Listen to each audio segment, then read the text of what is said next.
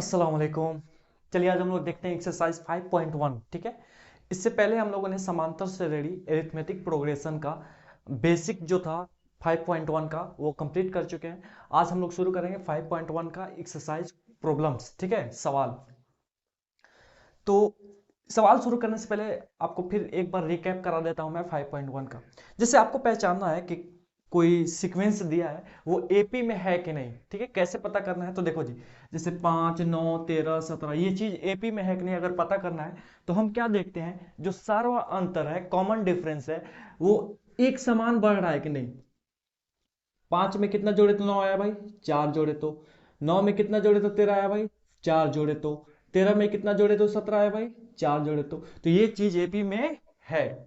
प्रत्येक अगला पद पिछले पद में एक खास नंबर को जोड़ के ही आ रहा है। वो खास नंबर क्या है, 4। ठीक है, तो बताइए यहाँ पे पहला पद क्या है। पहले पद को हम लोग क्या बोलते हैं, ए वन बोलते हैं। क्या बोलते हैं, ए वन या सिर्फ ए भी बोलते हैं। पहला पद यहाँ पे क्या है, 5 है। सर्वांतर, सर्वांतर को हम लोग क्या बोलते हैं, डी बोलते हैं। कॉमन डिफरेंस भी बोलते हैं इसको। सर्वांतर यहाँ पे क्या है, तो सर्वांतर आप किसी एक में से उसके पिछला वाला पद को क्या करिए, घटा दीजिए। किसी पद में से उसके पिछला पद को क्या करिए, घटा दीजिए। 9 में से 5 गया 4, आप कुछ भी चेक कर सकते। 13 में से 9 गया 4, 17 में से 13 गया 4। तो यहाँ सर्वांतर, सर्वांतर को इंग्लिश में डी बोलते हैं शॉर्ट में। हालांकि कॉमन डिफरेंस होता है, लेकिन सर्वांतर को शॉर्ट में क्या बोलते हैं, डी।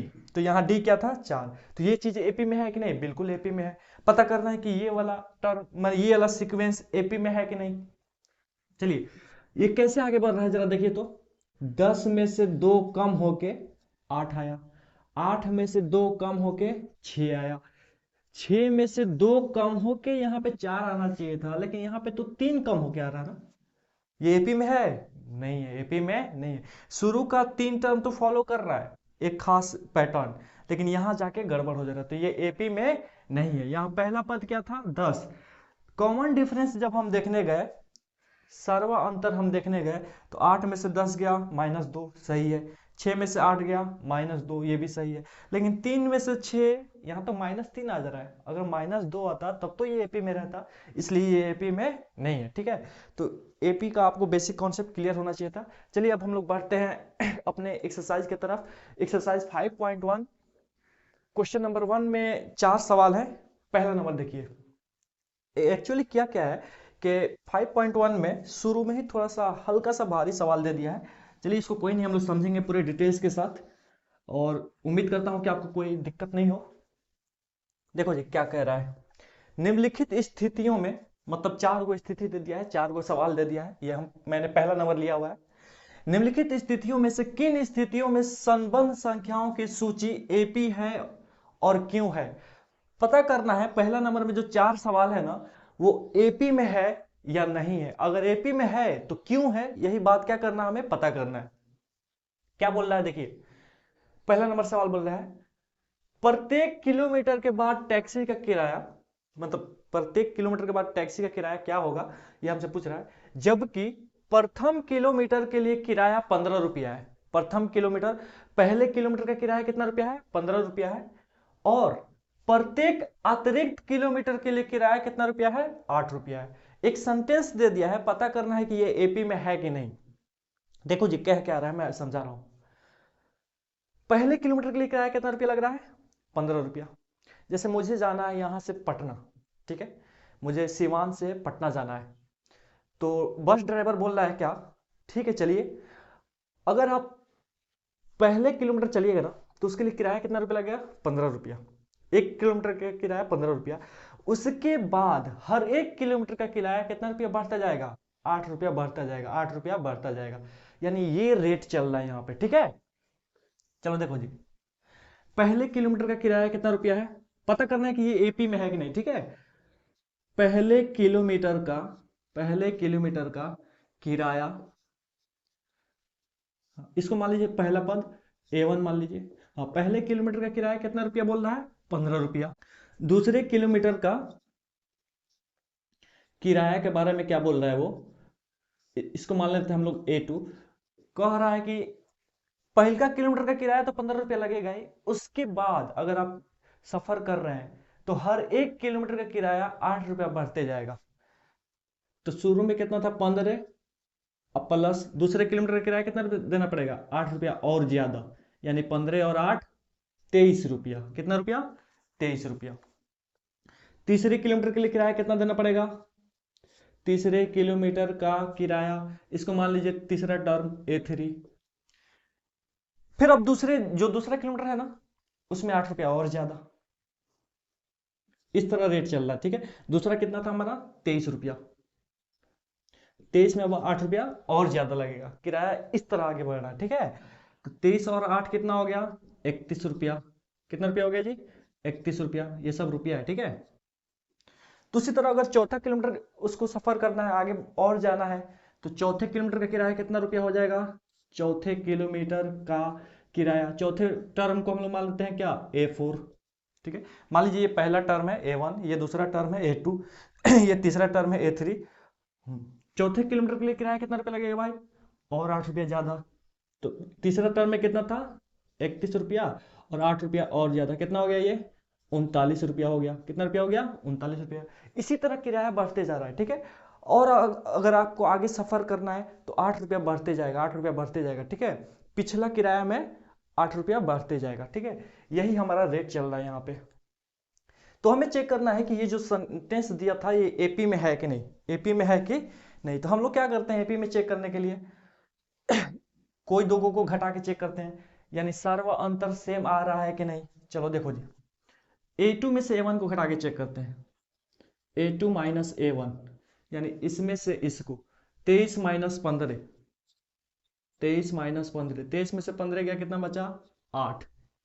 अब एक बार चेक करते हैं A3 में से A2 को घटा के, A3 में से A2 को घटा के, A3 कितना है 31, 31 में से क्या घटाना है 23, 31 माइनस 23, 31 में से 23 गया, 8 बचेगा। मेरा मन कर रहा है और चेक करने का, A4 में से A3 घटा रहे हैं, A4 में से A3 घटा रहे हैं। A4 कितना है 39, 39 में से घटाइए कितना 31, कितना आ गया, फिर 39 में से 31 गया, फिर 8 बचा। और भी आगे बढ़ते तो हमें क्या पता चलता, 8 मिलते जाता सर्वांतर, ठीक है। तो यहां से पता चल रहा है क्या, ये जो रेट था कैसे आगे बढ़ रहा था, प्रत्येक अगला किलोमीटर का किराया पिछले से 8 रुपया ज्यादा बढ़ते जा रहा था, बढ़ते जा रहा था। तो यहां से पता चल रहा है कि ये जो सर्वांतर हमारा आया है सब 8 8 8 सेम आया है, कहीं कुछ गड़बड़ नहीं हुआ है। तो ये जो भी सेंटेंस है एपी में है कि नहीं, हाँ ये एपी में है, हाँ ये एपी में है। कह रहा है क्यों है, तो क्योंकि प्रत्येक अगला किराया अपने पिछले से क्या है 8 रुपया ज्यादा है। क्यों है तो वो भी रीजन लिख सकते हैं, क्योंकि प्रत्येक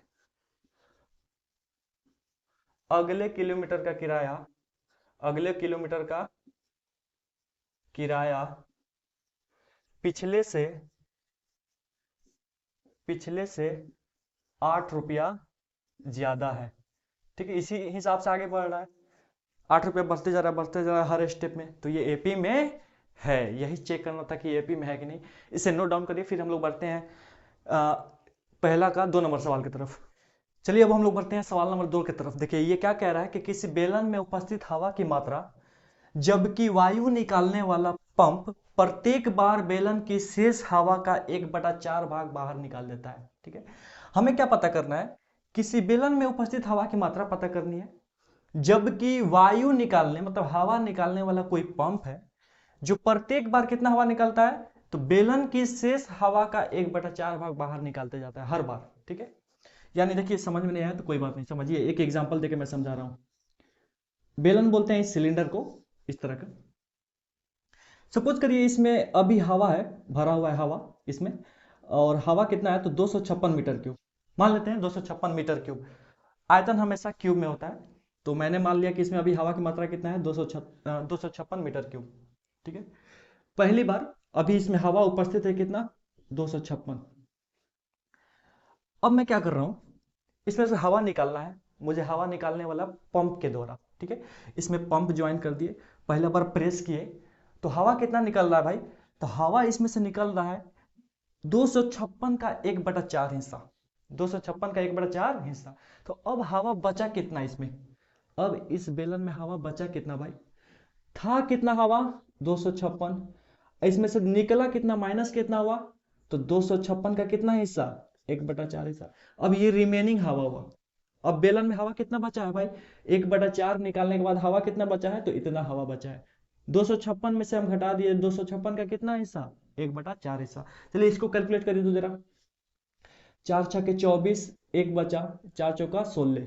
चलिए 6 में से 4 गया 2, एक इधर से लीजिए, 15 में से 6 गया 9, और एक का 192। अब हवा कितना बचा है, 192। फिर हवा निकालना है अगर मुझे, तो 192 का 1/4 हिस्सा निकाल देंगे, तो बचेगा कितना भाई, तो 192 था, इसमें से घटा दीजिए 192 का कितना हिस्सा, 1/4 हिस्सा। प्रत्येक बार कितना हवा निकलता है, 1/4 हिस्सा, ठीक है। तो भाई रिमेनिंग बचेगा कितना, 192 था अभी हवा, उसमें से 192 का 1/4 हिस्सा बाहर निकाल दी, तो बचा कितना, तो यही ना बचा भाई, 192 में से हम घटा दिए 192 का कितना, 1/4। फिर काट कूट करिए तो 4 चौका 16, 3 बचा, 4 8 32। चलिए घटाइए, इसमें से 12 में से 8 गया 4, ये कितना बचा 8, 8 में से 4 गया 4, और ये कितना बचा 1। तो हवा निकालते जा रहे हैं हर टाइम, प्रत्येक टाइम 1/4 हिस्सा। तो हवा बच कितना रहा है, देखिए शुरू में था 256, 1/4 निकाल दिए तो कितना बचा 192, फिर 192 का 1/4 हिस्सा निकाल दिया तो कितना बचा 144। यही पता करना है हमें कि ये जो चीज है एपी में है कि नहीं, ये एपी में है कि नहीं। तो चलिए चेक करते हैं। मान लीजिए हमारा क्या है, A1 है, ये हमारा क्या है A2 है, ये हमारा क्या है A3 है। चलिए चेक करते हैं। A2 में से A1 को घटाइए, 192 में से हमें क्या घटाना है 256, तो बड़ा में से छोटा घटाते हैं हम लोग। 6 में से 2 गया 4, फिर इधर से 15 में से 9 गया 6, एक में से गया खत्म, छोटा में से बड़ा घटा रहे हैं तो माइनस माइनस 64 आ रहा है। फिर एक बार इसमें से इससे घटाइए, A2 माइनस A1 तो हम घटा चुके हैं, तो माइनस 64 आ रहा है। एक बार और चेक करने के लिए A3 minus A2 घटाइए, A3 minus A2 144 minus 192, ठीक है। घटाइए 192 में से 144 घटाइए, 12 में से 4 गया 8, ये 8 बचा, 8 में से 4 गया 4, एक में से गया खत्म। चलिए छोटा में से बड़ा घटाते हैं तो कितना आता है, माइनस में आता है। क्या यहाँ सर्व अंतर सेम आ रहा है, नहीं, इसका और इसका अंतर क्या आ रहा है -64, इसका इसका अंतर क्या आ रहा है -48। तो यहीं से पता चल रहा है कि ये एपी में नहीं है। तो इसको हम लोग बनाएंगे पूरे डिटेल्स के साथ, एक्स वगैरह मान के, ठीक है। आप ये भी मान सकते थे, माना कि बेलन में उपस्थित हवा की मात्रा 256 मीटर क्यूब। मैंने एक ऐसा लिया एग्जाम्पल के तौर पे कि हमारा जो काट कूट करें उसके बाद दशमलव दशमलव में नहीं जाए, ठीक है, आपको समझाने के लिए था। इसको हम लोग बनाएंगे पूरे बेसिक कॉन्सेप्ट से।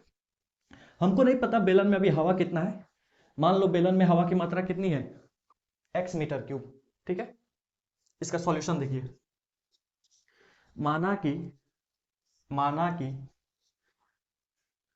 उम्मीद करता हूं कि ये जो कॉन्सेप्ट समझाया है इस सवाल के लिए आपको समझ में आ गई होगी, ठीक है। समझ में आ गई हो तो कमेंट करके जरूर बताएं।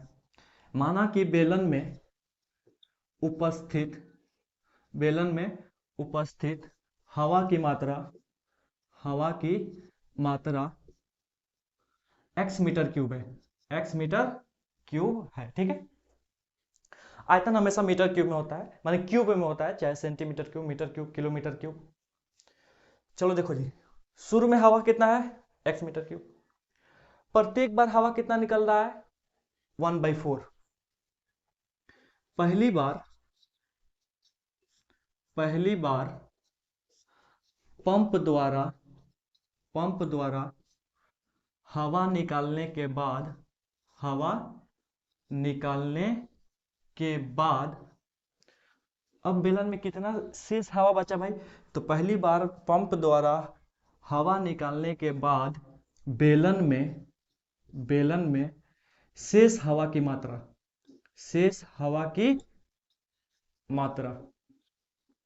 चलिए अच्छा इसको मान लेते हैं हम लोग A1, ठीक है। पहला वाला बात को A1 है, दूसरा का बात को हम लोग क्या मान लेते हैं A2। तो पहली बार पंप द्वारा हवा निकालने के बाद बेलन में शेष हवा कितना बचा भाई, चलिए शुरू में हवा कितना था x, और x का कितना निकाला जा रहा है 1/4। हाँ, प्रत्येक बार कितना निकाला जा रहा है 1/4। तो शुरू में था कितना x, और x का कितना हिस्सा निकाला जा रहा है x का 1/4, तो बचेगा कितना भाई, तो जो शुरू में था वो माइनस, जितना निकाला गया है, मतलब x का 1/4 जो निकाला गया है उसको घटाएगा तो रिमेनिंग कितना हवा बचा वो आएगा। तो चलिए यहाँ से निकालिए, x का x माइनस का माइनस, x से कम x बटा में कितना 4, एलसीएम वगैरह ले लीजिए। चलिए एलसीएम कितना आ जाएगा, यहाँ एक छुपा रहता है, एक 4 का एलसीएम 4, एक चौका 4, 4 गुने x 4x, माइनस का माइनस, 4 से 4 एक बार में, एक में 1 से गुना करिएगा तो x से रहेगा, तो कितना आ गया भाई, 4x में से एक x गया, 3x बटा में 4। ठीक है, ये पहली बार पंप द्वारा हवा निकालने के बाद बेलन में कितना हवा बचा, 3x/4। अब दूसरी बार पंप द्वारा हवा निकालने के बाद बेलन में शेष हवा की मात्रा, अब दूसरा बार हम निकालना है। ठीक है, दूसरा बार फिर अब हवा निकालना है बेलन में से। अभी बेलन में हवा कितना बचा है भाई, अब बेलन में हवा बचा है इतना 3x/4। अब इसमें से निकाल रहे हैं कितना, 3x/4 का कितना हिस्सा, 1/4 हिस्सा निकाल दिए, तो बचा कितना भाई हमारे पास, फिर इतना हवा बचा, इतना था। अब इसी में से निकाल रहे हैं इसका कितना हिस्सा, 3x/4 का कितना हिस्सा, 1/4 हिस्सा, तो बचेगा कितना, तो जितना था उसमें से घटा दीजिए जो निकाले हैं उसको। चलिए थोड़ा कैलकुलेट करिए, 3x/4 माइनस 3x में 1 से गुना करिएगा 3x ही, 4 चौका 16, चलिए एलसीएम करा लीजिए, 4 16 का एलसीएम 16, 4 चौका 16, 4 बार में 4 तिहाई 12, x का x माइनस का माइनस, 16 से 16 एक बार में, एक में 3x से गुना करिएगा 3x ही रहेगा, 12 गो x में से 3 गो x गया, 9 गो x बट्टा में क्या 16। चलिए ठीक है, 3 गो से काफी हो गया, हम निकाल सकते हैं कि ये एपी में है कि नहीं। चलो चेक करते हैं, a2 माइनस a1 एक बार चेक करते हैं, a2 माइनस a1, चलिए a2 माइनस a1 क्या आएगा हमारे पास, a2 कितना है 3x/4 माइनस a1 कितना है x, चलिए इसको घटा के चेक करते हैं, यहाँ एक छुपा रहता है, 4 एक कैल्शियम 4, 4 से 4 एक बार में, एक में 3x से गुना करेगा 3x माइनस का माइनस, 1 से 4 4 बार में कटेगा, 4 गुने x 4x, 3 गो x में से 4 गो x गया, माइनस 1 गो x बटा में 4। चलिए a2 माइनस a1 चेक किए तो हमारे पास क्या आया, माइनस x/4। अब एक बार चेक करते हैं a3 माइनस a2, मतलब हम देख रहे हैं कि सारा अंतर सेम आ रहा है कि नहीं। ठीक है, तो a3 माइनस a2 चेक कर रहे हैं, a3 कितना है हमारे पास, a3 का वैल्यू आया कितना 9x/16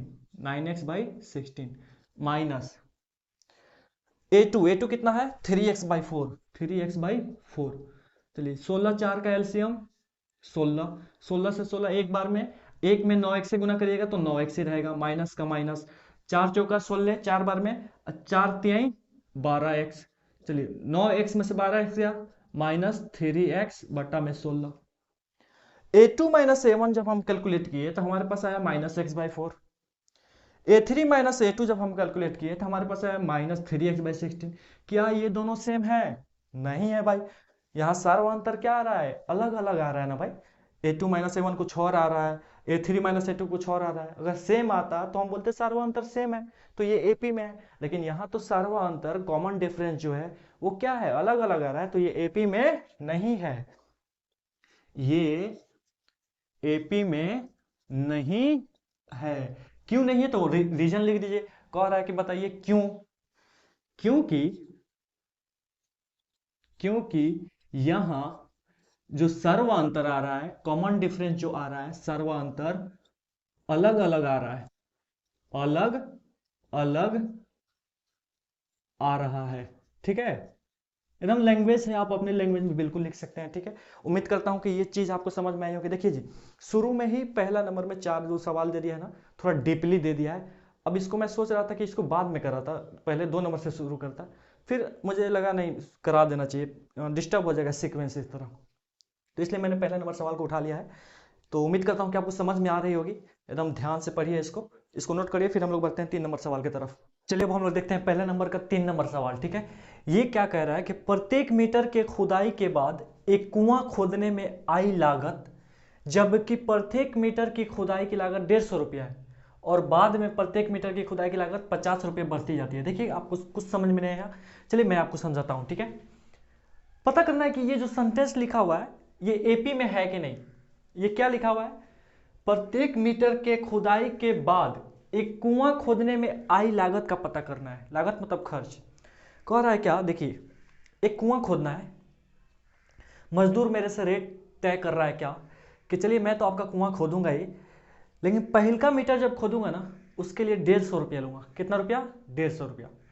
अगर उससे नीचे आप मेरे से खुदवाते जाते हैं कुआं, तो हर मीटर के लिए 50 रुपया मैं चार्ज ज़्यादा करते जाऊंगा, 50 रुपया चार्ज बढ़ाता जाऊंगा। मतलब पहिलका मीटर के लिए मान चलिए 150 है, तो दूसर का मीटर के लिए 50 रुपया बढ़ जाएगा 200, तीसर का मीटर के लिए 50 रुपया और बढ़ जाएगा, तीसर का मीटर के लिए चार्ज कितना लगेगा भाई, फिर 250। इस तरह रेट बढ़ते जा रहा है। ठीक है, हमें बात पता करनी है क्या, कि ये जो सेंटेंस दिया हुआ है एपी में है कि नहीं। चलो जी देखो, पहले मीटर की खुदाई की लागत दे दिया है। अच्छा, इसको हम लोग मान लेते हैं A1। पहले मीटर की खुदाई की लागत कितनी दी है, लागत मतलब खर्च 150 रुपया। दूसरे मीटर की खुदाई की लागत जो है ना, अब देखिए 50 रुपया बढ़ते जा रहा है, हर अगला मीटर पे 50 पे क्या हो रहा है, बढ़ते जा रहा है। तो दूसरे के लिए कितना हो जाएगा, 150। पहले का कितना था 150, 50 रुपया और बढ़ जाएगा, कितना हो जाएगा भाई 200 रुपया। तीसर का मीटर अगर खुदाई करना हमको, तीसरे मीटर की खुदाई की लागत निकालनी है, A3 निकालनी है, फिर इसमें 50 पे जुड़ जाएगा, 200 प्लस 50, यानी हर स्टेप में 50 पे बढ़ते जा रहा है, तो कितना हो जाएगा ये 250 रुपया हो जाएगा। चौथे मीटर की खुदाई करानी है तो उसकी लागत कितनी आएगी, इस सेंटेंस को हम लोग मान लेते हैं A4 है ये, तो 250 प्लस फिर इसमें 50 रुपया जुड़ जाएगा, 300 रुपया। अब बताइए ये एपी में है कि नहीं, देख के ही पता चल रहा है हर स्टेप में क्या हो रहा है, 50 रुपया बढ़ते जा रहा है, 50 रुपया बढ़ते जा रहा है, 150, 50 रुपया बढ़ के 200, फिर 50 रुपया बढ़ के 250, फिर 50 रुपया बढ़ के 300। तो ये एपी में तो है, हाँ ये एपी में है, हाँ ये एपी में है। क्यों है तो रीजन लिख सकते हैं, क्योंकि इसमें हर अगला पद पिछले पद में 50 जोड़ के आ रहा है। क्योंकि क्योंकि यहां क्योंकि यहां हर अगला पद पिछले पद में 50 जुड़कर आ रहा है, 50 जुड़कर आ रहा है, इसलिए ये क्या है एपी में है। ठीक है, चलिए इसे नोट डाउन करिए, फिर हम लोग बढ़ते हैं आगे सवाल की तरफ। चलिए हम लोग बढ़ते हैं 4 नंबर सवाल की तरफ। ठीक है, कह रहा है खाते में प्रत्येक वर्ष का मिश्रधन जबकि 10,000 रुपये की राशि 8% की वार्षिक दर से चक्रवृद्धि ब्याज पर जमा की जाती है। ठीक है, पहले समझ लीजिए चक्रवृद्धि ब्याज होता क्या है, इसके बाद हम लोग सवाल की तरफ आएंगे। देखिए ब्याज दो तरह के होते हैं, साधारण ब्याज और चक्रवृद्धि ब्याज। ठीक है, जैसे बैंक में हम जमा करते हैं तो आपको ब्याज दो तरह का मिल सकता है, एक साधारण ब्याज और एक चक्रवृद्धि ब्याज। साधारण ब्याज क्या है और चक्रवृद्धि ब्याज क्या है, चलिए समझ लेते हैं। जैसे आप बैंक में मान के चलिए जमा किए 100 रुपया। ठीक है, पहले हम लोग साधारण ब्याज समझ रहे हैं, 100 रुपया जमा किए, तो जो पैसा आप शुरू में जमा किया ना, जो आपका पैसा है उसको हम लोग बोलते हैं मूलधन। क्या बोलते हैं जी, मूलधन, प्रिंसिपल।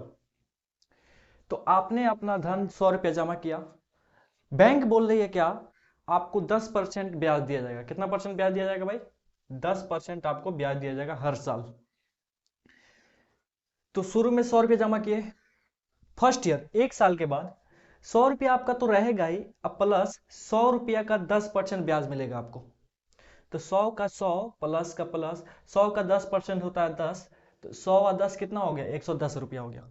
ठीक है, फिर अगले साल अगर आप बैंक में पैसा और रखे रहते हैं, नहीं निकालते हैं आप, जो दूसरा साल है, दूसरा साल में आपको कितना मिलेगा, तो देखो जी 110 रुपया तो आपका रहेगा ही ये, फिर इसी 100 रुपया का 10%, यानी साधारण ब्याज में जो आपका मूलधन रहता है ना उसी पे ब्याज काउंट होता है। ठीक है, साधारण ब्याज में जो आपका मूलधन रहता है ना शुरू में, उसी का 10% हर साल जोड़ा जाएगा। तो पहला साल में हो गया था 110 रुपया, अब प्लस 100 रुपया का फिर 10%, तो 110 का 110 और 100 का 10% 10, तो कुल मिला के दूसरा साल में कितना हो गया 120 रुपया। तीसरा साल में देखो जी 120 रुपया तो बढ़ के आपका हो गया 2 साल में। ठीक है, चलिए फिर उसमें 100 रुपया का 10% जुड़ जाएगा, अगर तीसरा साल आप पैसा रखते हैं तो 100 रुपया का 10% कितना हो गया 10, तो 120 और 10 130। तो जाहिर सी बात है आप 100 रुपया जमा किए हैं और 10% साधारण ब्याज मिल रहा है, तो हर साल 10-10 रुपया जुड़ेगा। तो पहला साल हो जाएगा 110, दूसरा साल हो जाएगा 120, तीसरा साल हो जाएगा 130, 10-10 रुपया जुड़ के चक्रवृद्धि ब्याज में क्या होता है, इसमें ब्याज का भी ब्याज होता है, ठीक है। जो सूदी कारोबार चलाते हैं ना गांव में या शहर जहां भी, तो उस पे क्या करते हैं वो लोग, ब्याज का भी ब्याज जोड़ते हैं, ठीक है, जिससे लेने वाले की तो हालत बिगड़ जाती है। चक्रवृद्धि ब्याज में देखिए क्या होता है, जैसे मान चलिए हम 100 रुपया जमा किए, ठीक है, ये तो हमारा मूलधन हो गया। अच्छा एक बात देखो जी, ये जो रुपया बढ़ बढ़ के हो गया ना, 110, 120, 130, फाइनल मेरा कितना 130, तो जो बढ़ के रुपया हो जाता है उसको हम लोग मिश्र धन बोलते हैं। क्या बोलते हैं? मिश्र धन बोलते हैं। ब्याज, हमारे मूलधन में ब्याज जुड़ जाता है तो जो अमाउंट होता है ना उसको हम लोग मिश्र धन बोलते हैं। चक्रवृद्धि ब्याज क्या होता है समझिए, 100 रुपये हम जमा किए, बैंक बोल रहा है कि आपको 10% हम चक्रवृद्धि ब्याज देंगे हर साल, ठीक है। तो शुरू में 100 रुपया था, चलिए फर्स्ट ईयर में देखिए मेरा कितना हो जाएगा, 100 रुपया तो था ही, अब प्लस बोल रहा है बैंक 10% देने के लिए, जो जमा किए हैं ना हम पैसा 100 रुपया, उसका कितना परसेंट, 100 रुपया का 10%, तो 100 का 100 और 100 का 10% कितना हुआ 10, तो कुल मिला के ये पहला साल में मेरा कितना हो गया अमाउंट बढ़ के 110 रुपया। दूसरा साल देखिए, अगर हम पैसा नहीं निकालते हैं तो दूसरे साल में देखिए क्या हो जाएगा, अब जो आपका ब्याज कैलकुलेट होगा इस 100 रुपया पे नहीं, ये वाला पहला साल जो अमाउंट आ गया ना बढ़ के, इस पे आपका फिर 10% काउंट होगा। साधारण ब्याज में क्या होता था, बस जो आप पैसा जमा करते थे उसी पे परसेंटेज काउंट होता था ब्याज का, इस पे वैसा नहीं है। हर साल जो आपका अमाउंट बढ़ गया ना उस पे आपका परसेंटेज काउंट होता है। तो अब आपका कितना है 110 रुपया, अब प्लस इसी 110 का 10% काउंट होगा आपका, ठीक है। तो 110 का 110, 110 का 10% होता है 11, तो जोड़ के कितना हो गया 121 रुपया। पैसा आप नहीं निकाले अगर, तो तीसरा साल देखिए आपके बैंक में कितना रुपया हो जाएगा, 121 तो रहेगा ही, अब प्लस इसी 121 का 10% फिर हो जाएगा, देख रहे हैं ना, फिर इसी 121 का 10%, तो 121 का 121, 121 का 10% कितना हुआ 12.1 होगा, ठीक है। देखिए 10% निकलना हो ना तो एक अंक पे दशमलव बैठा देते हैं, ठीक है। तो जोड़ के कितना आ गया 133.1 पर रुपया। तो ये हुआ चक्रवृद्धि ब्याज। चक्रवृद्धि ब्याज में क्या होता है, ब्याज का भी ब्याज होता है, ठीक है। जो आपका अमाउंट बढ़ गया फिर उसका परसेंटेज काउंट होता है, फिर जो आपका अमाउंट है फिर उसका परसेंटेज काउंट होकर जुड़ता है। साधारण ब्याज में वैसा नहीं है, ठीक है। उम्मीद करता हूँ कि ये ब्याज आपको समझ में आ गया होगा। तो चक्रवृद्धि ब्याज से रिलेटेड सवाल था तो इसलिए मैंने सोचा कि आपको बता दूं, ठीक है। और ये सब जो रुपया बढ़ के हो जाता है ना इसको हम लोग बोलते हैं मिश्र धन, ठीक है। पहले साल का मिश्र धन क्या था 110 रुपया, दूसरे साल का मिश्र धन क्या था 121 रुपया, तीसरे साल का जो मिश्र धन था अमाउंट क्या था कितना था 133.1 रुपया। अब आते हैं हम लोग सवाल की तरफ, सवाल हमारा क्या कहना चाह रहा है, ठीक है। चलिए जी, सवाल कह रहा है क्या हमारे पास कि किसी खाते में किसी खाते में प्रत्येक वर्ष का मिश्र धन हमें पता करना है, जबकि 10,000 रुपये की राशि 8% वार्षिक की दर से चक्रवृद्धि ब्याज पर जमा की जाती है, ठीक है। पता करना है कि ये सेंटेंस एपी में है नहीं है कि नहीं। चलो 10,000 रुपये हम जमा कर रहे हैं बैंक में, ठीक है, वो हमारा मूलधन है। शुरू में शुरू में खाते में जमा रकम, खाते में जमा रकम, जिसको हम लोग मूलधन भी बोलते हैं, क्या बोलते हैं, मूलधन भी बोलते हैं। कितना रुपया बोलिए 10,000 रुपया, ठीक है। अच्छा इसको हम लोग मान लेते हैं A1, पहले का टर्म है तो A1 मान लेते हैं, ठीक है। एक साल गुजर गया और 8% आपको क्या मिल रहा है, वार्षिक दर, मतलब हर साल 8% चक्रवृद्धि ब्याज आपको जुड़ रहा है। चलिए, तो पहले वर्ष का मिश्र धन हम निकालते हैं, कितना हो गया बढ़ के भाई, पहले वर्ष का मिश्र धन शुरू में जमा किए 10,000, अब जो एक साल बीत गया पहला वर्ष, तो पहले वर्ष का मिश्र धन हम लोग देखते हैं, पता करते हैं कितना हो रहा है, ठीक है। इसको मान लो A2, ठीक है।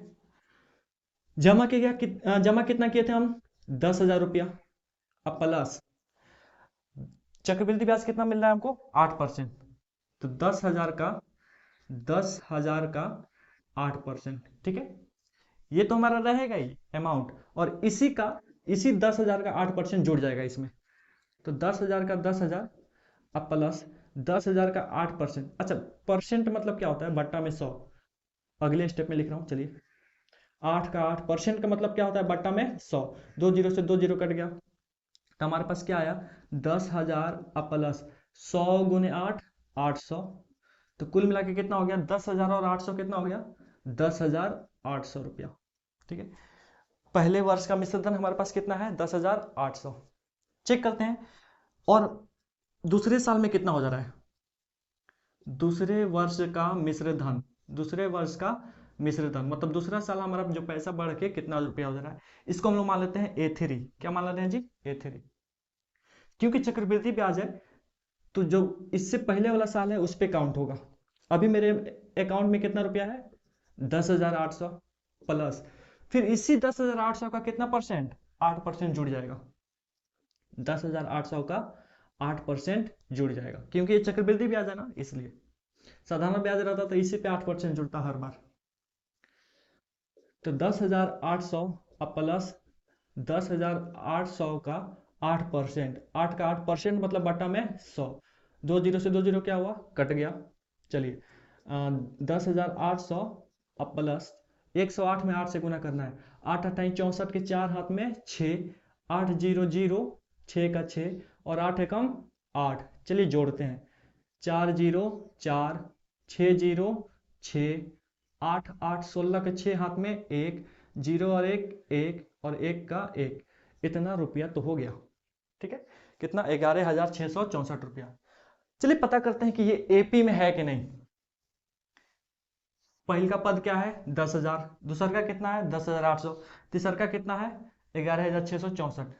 चेक करते हैं, A2 माइनस A1 घटा के चेक करते हैं पहले। A2 माइनस A1, A2 कितना है हमारे पास 10,800 और माइनस A1 कितना है 10,000। तो 10,800 में से 10,000 गया, कितना बचेगा भाई, तो 800 बचेगा। ठीक है, A3 माइनस A2 चेक करते हैं, A3 माइनस A2। चलिए A3 में से A2 गया, A3 कितना है 11,664, इसमें से घटाना है हमको क्या 10,800, 10,800 क्या करना है, माइनस करना है। 4 में से 0 गया 4, 6 में से 0 गया 6, 16 में से 8 गया 8, 0 में 0 गया खत्म, 1 में से 1 गया खत्म, 864। कितना 864। चलिए बताओ जी, A2 माइनस A1 कितना आ रहा है 800, A3 माइनस A2 कितना आ रहा है 864। यहाँ सर्वांतर सेम है क्या, अलग अलग है। A2 माइनस A1 कुछ और आ रहा है और A3 माइनस A2 कुछ और आ रहा है, सेम नहीं ना आ रहा है, तो ये AP में नहीं है।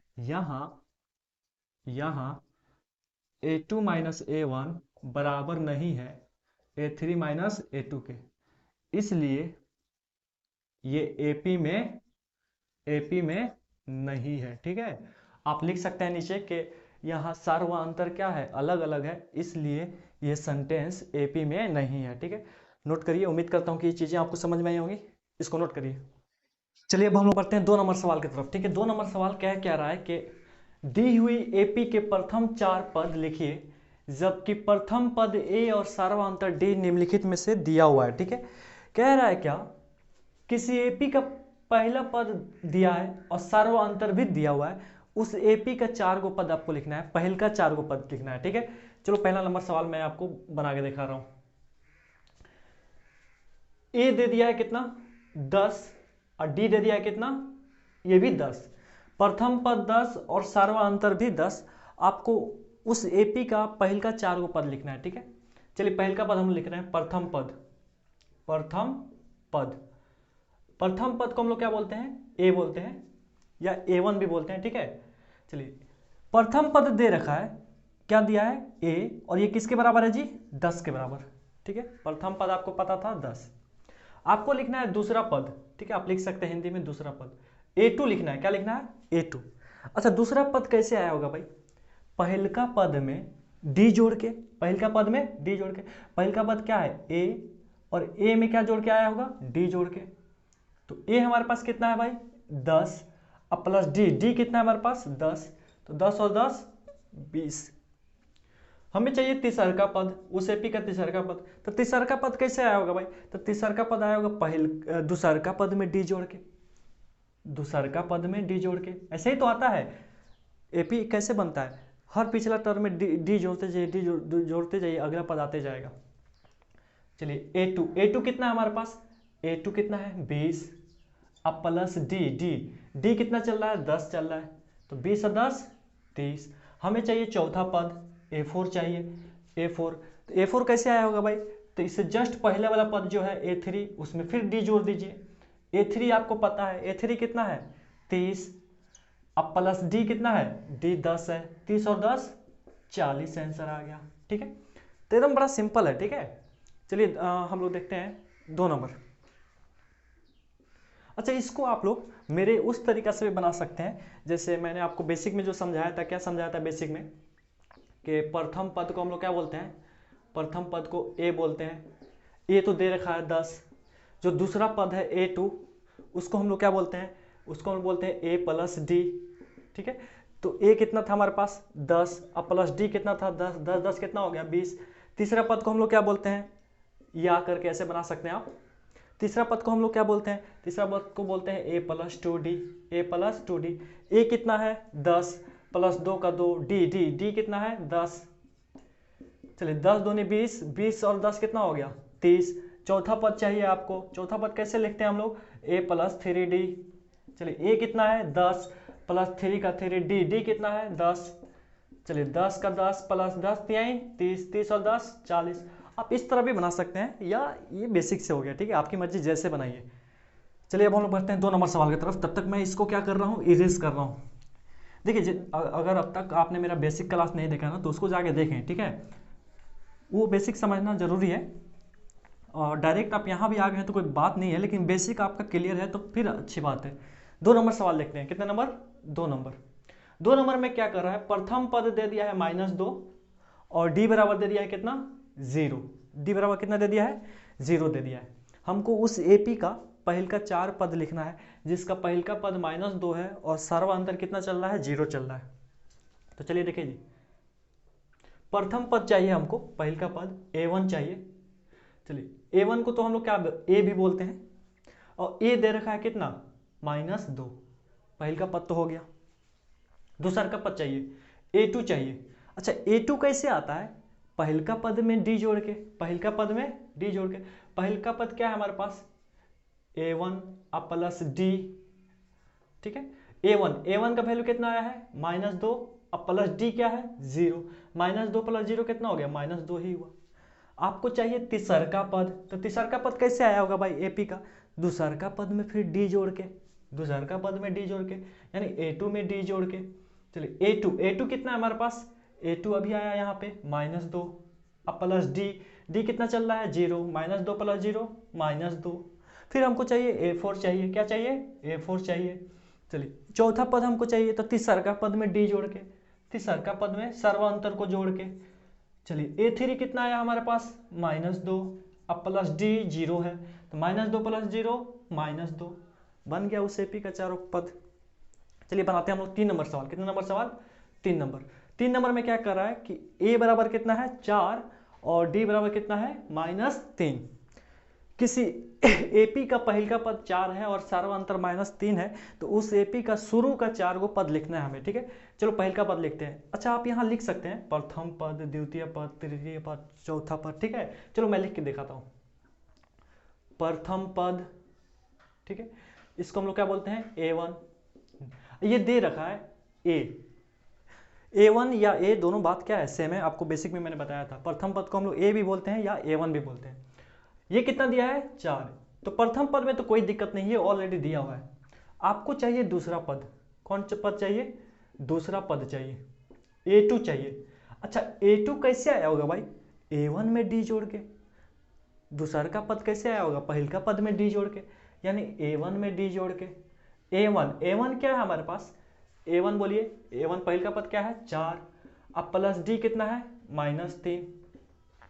4 का 4 प्लस गुने माइनस, -3 का 3, 4 में से 3 गया 1। तीसरा पद आपको चाहिए, कौन पद चाहिए आपको, आपको चाहिए तीसरा पद, यानी A3 चाहिए। A3 कैसे आया होगा, तीसरा पद कैसे आया होगा, दूसरा पद में D जोड़ के, A2 में D जोड़ के। ठीक है, A2 कितना है हमारे पास, तो A2 है हमारे पास 1, A2 तो निकाल चुके हैं हम लोग 1 में क्या जोड़ दीजिए D कितना है हमारा -3 है। 1 का 1 प्लस गुने माइनस, -3 का 3, 1 में से 3 गया बोलिए -2, कितना -2।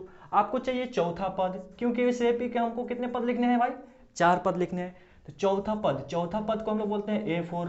चौथा पद कैसे आया होगा भाई, तीसरा पद में D जोड़ के, यानी A3 में D जोड़ के। ठीक है, A3 कितना है, A3 अभी हम लोग निकाले कितना, -2। अब -2 में हमको जोड़ना है क्या, बोलिए क्या जोड़ना है भाई, -2 में हमें जोड़ना है, किधर गया D कितना है हमारे पास, -3 है। चलिए -2 का 2 प्लस गुने माइनस, -3 का 3, -2 -3 -5, ये आपका आंसर हो गया सब, ठीक है। चलिए अब हम लोग बढ़ते हैं क्वेश्चन नंबर कितना, 4 की तरफ, ठीक है। ये 3 था, 4 की तरफ। देखिए एकदम बिल्कुल आपको अच्छे से समझाया जा रहा है। अगर वीडियो अच्छा लगे तो वीडियो को लाइक करें, मेरे चैनल को सब्सक्राइब करें और ज़्यादा से ज़्यादा शेयर करें अपने दोस्तों में, उन बच्चों में जो क्लास 9th में है, 10th में है, ठीक है। और कमेंट जरूर करें, आप लोग कमेंट करते नहीं है, ठीक है। कमेंट करिए आपको कैसा लग रहा है, अच्छा लग रहा है, नहीं लग रहा है, कहीं कमी है तो बताइए, उसको पूरा किया जाएगा। अभी हम लोग क्या है, यूट्यूब पे नए हैं, ठीक है, तो ऑनलाइन का उतना एक्सपीरियंस है नहीं। चलो देखो जी, प्रथम पद दे दिया है a बराबर कितना, -1 और d बराबर कितना दे दिया है, 1/2। किसी एपी का पहल का पद दे दिया है और सर्वांतर दे दिया है, आपको उस एपी का प्रथम 4 पद लिखना है, ठीक है। चलिए प्रथम पद हम लोग लिखते हैं, प्रथम पद इसको हम लोग क्या बोलते हैं, a1 बोलते हैं। अच्छा a1 को a भी बोलते हैं, और एक प्रथम पद दे दिया ऑलरेडी कितना, -1। आपको चाहिए दूसरा पद, कौन पद चाहिए, इधर से लिख रहा हूँ, चलो आपको चाहिए कौन पद, बोलिए दूसरा पद। दूसरा पद, दूसरे पद को हम लोग क्या बोलते हैं, a2 बोलते हैं। अच्छा दूसरा पद कैसे आया होगा, पहल का पद में d जोड़ के, a1 में d जोड़ के, ठीक है। a1 का वैल्यू कितना है, -1, अब प्लस d क्यों क्या बोल रहा है, 1/2। अच्छा देखो जी, अब यहाँ बहुत सारे बच्चे गलत करते हैं, एलसीएम वगैरह नहीं ले पाते हैं। वैसे मुझे दिख रहा है 1/2 का मतलब होता है 0.5, अब -1 में से 0.5 गया तो -0.5 आंसर आएगा। नहीं खैर चलो, एक छुपा, 1 2 का एलसीएम 2, 1 दूनी 2, 2 एकम 2, माइनस का माइनस, चलिए प्लस का प्लस, 2 से 2 एक बार में 1 एकम 1, -2 प्लस 1 कितना हुआ, -1 बटा में 2, ठीक है। चलिए -1 बटा 2 मतलब -0.5। तीसरा पद, तीसरे पद को हम लोग क्या बोलते हैं, a3 बोलते हैं। अब देखिए आंसर में पॉइंट में दिया होगा या बट्टा में दिया होगा, ठीक है, अब उतना मुझे भी ध्यान में नहीं है। A3 हमको निकालना है, तीसरा पद निकालना है, तो क्या करेंगे, तीसरा पद निकालने के लिए आपको दूसरा पद में क्या करना पड़ेगा, d जोड़ना पड़ेगा। दूसरे पद में क्या करना पड़ेगा जी, d जोड़ना पड़ेगा। चलिए दूसरा पद हमको पता है, दूसरा पद कितना आया है, -1/2, अब प्लस, ठीक है, d कितना है जी, 1/2, d कितना है 1/2। अच्छा -1/2 अब +1/2 क्या हो गया, ये तो खत्म हो गया, 0 आया। तीसरा पद क्या आया, 0 आया। हमको चाहिए चौथा पद, कौन पद चाहिए, चौथा पद चाहिए। चौथा पद को हम लोग क्या बोलते हैं, a4 बोलते हैं। अच्छा चौथा पद हमको चाहिए तो क्या करेंगे, बोलिए तीसरे पद में d जोड़ देंगे, तीसरे पद में क्या करेंगे, d जोड़ देंगे। तीसरा पद हमको पता है क्या, 0, अब प्लस d कितना है 1/2, 0 1/2 जोड़ के क्या देगा, 1/2 ही देगा। तो इस तरह किसी एपी का पहल का पद असारो अंतर पता था तो उस एपी के शुरू के 4 गो पद हम लोग लिख चुके हैं, a1 a2 a3 और a4।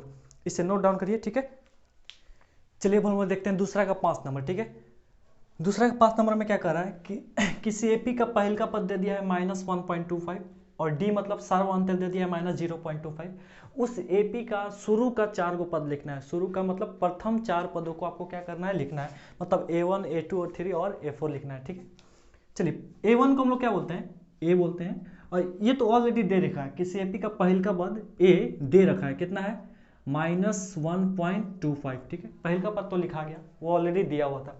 आपको चाहिए दूसर का पद, किसी एपी का दूसर का पद चाहिए, तो कैसे आया होगा भाई, दूसर का पद आता कैसे, पहल का पद में d जोड़ के, पहल का पद में d जोड़ के, a1 में d जोड़ के, a1 कितना है हमारे पास, a1 है -1.25, अब प्लस d दे दिया है कितना, -0.25। कैलकुलेट करिए इसको भाई, -1.25 अब प्लस, अच्छा प्लस गुने माइनस, प्लस को अंदर भेजिए, प्लस गुने माइनस क्या हो जाएगा, माइनस हो जाएगा। 0 पॉइंट क्या है 25, 0.25। देखिए दशमलव वाले कैलकुलेशन में बच्चे गलती कर देते हैं, क्या गलती करते हैं, देखो जी दोनों माइनस है ना, -2 -3 कितना हुआ, -5, तो जाहिर सी बात है दोनों माइनस में तो जोड़ने वाला है। 1.25 में हमें जोड़ना है 0.25, 5 5 10 के 0 हाथ में 1, 2 2 4 और 1 5, 1 0 1 पॉइंट के नीचे पॉइंट, तो ये जुड़ के क्या आ रहा है 1.50। अच्छा माइनस है दोनों ना, -1.50, क्योंकि जैसे -2 -3 -5 आता है जोड़ के, तो -1.25 और -0.25 क्या आएगा, -1.50। आपको चाहिए किसी एपी का तीसरा पद, तो तीसरा पद कैसे आता है भाई, दूसरे पद में आप क्या करिए, डी जोड़ दीजिए। दूसरा पद हमको ऑलरेडी पता है, दूसरा पद कितना आया हमारा, -1.50, अब प्लस डी, डी की वैल्यू आपको ऑलरेडी पता है, कितना है डी की वैल्यू, -0.25, ठीक है। चलो देखो जी, -1.50 प्लस गुने माइनस माइनस 0.25, ठीक है 0.25, दोनों माइनस में है तो जोड़ेगा। 1.50 में 0.25 क्या करिए, जोड़िए। 1.50 में 0.25 को जोड़िए, 505, 5 2 7, 101, 1.75, 1.75, क्योंकि दोनों माइनस में है तो माइनस आएगा, -1.75, ठीक है। आपको चौथा पद चाहिए था, चौथा पद कैसे आता है भाई, तीसरे पद में डी जोड़ के, तीसरे पद में डी जोड़ के। तीसरा पद हमको पता है, ऑलरेडी निकाल चुके हैं। तीसरा पद कितना है हमारा, 1.75, अब प्लस डी, डी डी की वैल्यू कितनी है, डी की वैल्यू है -0.25, ठीक है। चलिए -1.75, अब प्लस गुने माइनस माइनस 0.25 का 0.25, ठीक है। अब देखो जी, दोनों माइनस में है तो जोड़ेगा। 1.75 में 0.25 जोड़ना है, 1.75 में 0.25 जोड़ना है, 5 5 10 के 0 हाथ में 1, 7 2 9, 9 1 10 के 0 हाथ में 1, 1 और 1 2, तो ये आ गया आपका 2.00, मतलब 2 ही लिखा हुआ है, ठीक है। ये आपका क्या हुआ, आंसर हुआ। नीचे वाला वीडियो में आया है कि नहीं भाई, हाँ आ तो गया है। तो आज वीडियो लंबा हो गया, ठीक है, यहीं तक रखते हैं। देखिए वीडियो समझ में आया हो, मेरे वीडियो को लाइक करें, मेरे चैनल को सब्सक्राइब करें, ज़्यादा से ज़्यादा शेयर करें, ठीक है। आज यहीं तक, फिर मिलते हैं नेक्स्ट क्लास में क्वेश्चन नंबर 3 से। तब तक के लिए अल्लाह हाफिज़।